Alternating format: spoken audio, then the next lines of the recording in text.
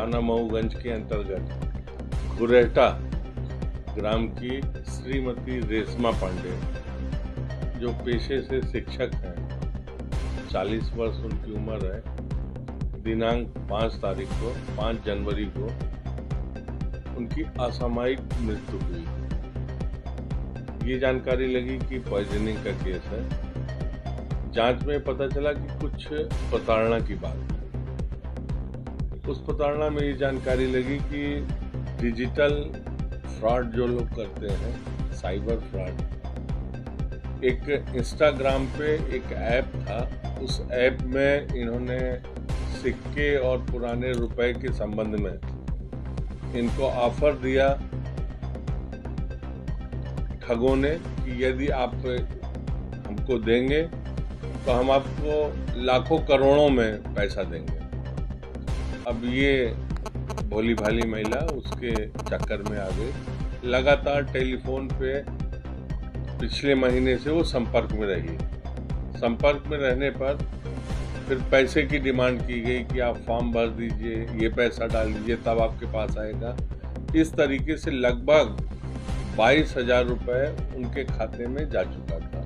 आरोपियों के खाते में जाने के बाद अंतिम बार जब 5,500 रुपये का ट्रांजैक्शन हुआ तो महिला ने बोला कि अब अगर आप मुझे परेशान करेंगे तो हम पुलिस के पास चले जाएंगे। ऐसा हमारे पास जानकारी मिली है। फिर लगातार प्रताड़ना किया गया और cyber fraud plus digital arrest, एक तरीके से उसको कन्फाइन कर लिया गया कि उसके दिमाग को घेर लिया गया कि वो कहीं भी दूसरे को न बता पाई न कुछ कर पाई, और इतना अत्यधिक प्रताड़ित हो गई कि अंत में उसने जहर खा के अपना जीवन समाप्त कर लिया। मैंने पहले बताया कि वो पेशे से शिक्षक हैं, उनके पति भी पेशे से शिक्षक हैं, 2 बच्चे हैं, एक बिटिया है एक बेटा है। उसके बाद ऐसी स्थिति निर्मित हुई। फिर जांच किया गया जिसमें एसपी मऊगंज रचना मैडम, इनकी डीएसपी अंकिता और पूरी टीम लग के साइबर रीवा, साइबर मऊगंज की टीम लग के आरोपियों की पतासाजी की गई। उनका आईपी एड्रेस, उनकी लोकेशंस, उनके मोबाइल, क्योंकि इनमें कई तरीके के मोबाइल यूज़ करते हैं और जो ऐप यूज़ करते हैं लैपटॉप या इसके माध्यम से। जानकारी लगी कि अलवर में एक बार लोकेशन इनकी मिली।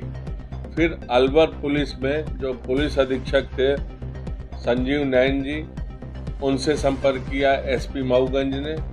उनकी साइबर टीम, हमारी साइबर टीम, रीवा की साइबर टीम, सब लोगों ने लग के आरोपियों की पतासाजी किया कि अलवर और हरियाणा के बॉर्डर पे आरोपी का होना पाया गया। यहाँ से पार्टी गई। सब इंस्पेक्टर अनंत विजय जो वीरपुर चौकी प्रभारी है, उनके साथ टीम यहाँ से भेजी गई और ये लोग गए, लगातार घेराबंदी किए। तब धीरे धीरे करके 3 मुलजिम, 2 मुलजिम वो हैं जो लगातार टेलीफोन करके इनको धमकाते थे। आपने देखा होगा कि 2 वीडियोस भी इनके पास आए थे। उस वीडियो भेजने वाले वो भी पकड़े गए। मानसिक रूप से महिला को पूरी तरीके से वो प्रताड़ित कर दिए थे।